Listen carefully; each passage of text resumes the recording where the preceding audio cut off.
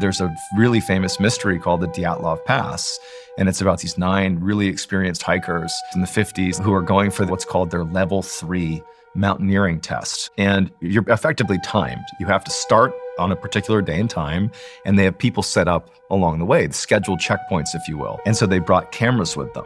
They set off on this journey, and they reached the first checkpoint, but they didn't make it to a second checkpoint. And there was a protocol where if they missed a checkpoint, there's this big search that goes out to make sure they're okay.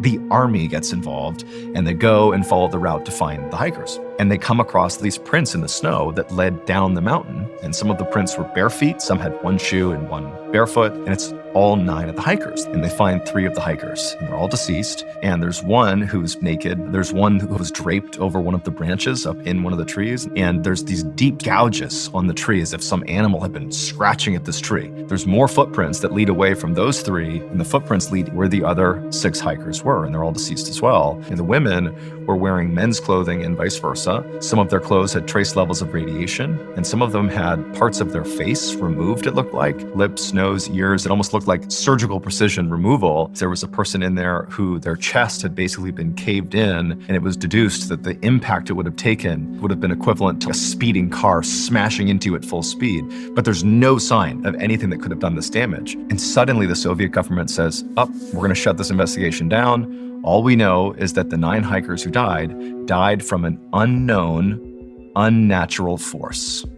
Sealed.